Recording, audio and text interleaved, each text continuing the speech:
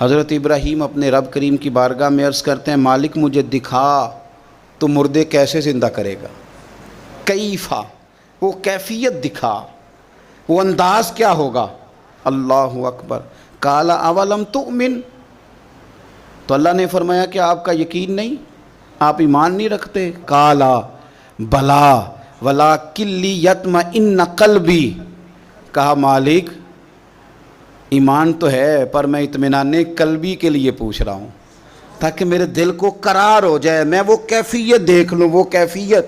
تو میرے مالک نے کیا فرمایا، قال فخذ اربعۃ من الطیر، کہا 4 پرندے لے لیں آپ، فصرہن الیک، پھر انہیں اپنے ساتھ مانوس کر لیں، ثم اجعل علی کل جبل منہن جزءا، اور پھر ان کا ایک ایک ٹکڑا نا مختلف پہاڑوں کے حصوں پہ رکھ دیں، ہر پہاڑ پر ایک ایک ٹکڑا رکھ دیں۔ 4 پرندے لے لیں، 4 پرندے لے لیے حضرت ابراہیم نے۔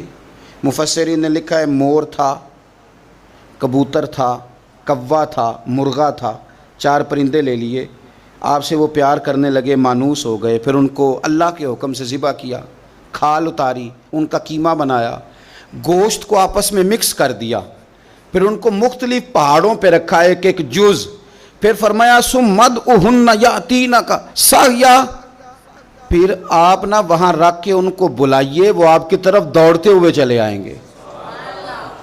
ان کا قیمہ بنا دیا، گوشت مکس کر کے جناب ابراہیم نے مختلف پہاڑ کے حصوں پہ رکھا، پھر آواز دی، جس کا ٹکڑا تھا وہ وہاں سے چلا، جس کے پر تھے وہ وہاں سے چلے، وہ زندہ ہوئے اور چاروں دوڑتے ہوئے جناب ابراہیم کی بارگاہ میں حاضر ہو گئے۔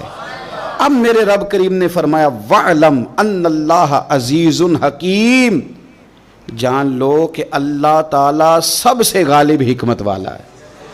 اسی طرح صبح قیامت اللہ تبارک و تعالیٰ مردوں کو زندہ کرے گا، قبروں سے نکالے گا، وہ اپنے اپنے قبروں سے نکلیں گے، ان کی ہڈیاں جوڑی جائیں گی۔ کیف تکفرون باللہ وکنتم امواتا فاحیاکم ثم یمیتکم ثم یحییکم ثم الیہ ترجعون، تم کیسے انکار کرتے ہو اپنے رب کا، حالانکہ تم مردہ تھے، اس نے تمہیں زندہ کیا، پھر تمہیں مارے گا، پھر تمہیں زندہ کرے گا، ثم الیہ ترجعون، پھر تم اسی کی طرف لوٹ کر جاؤ گے۔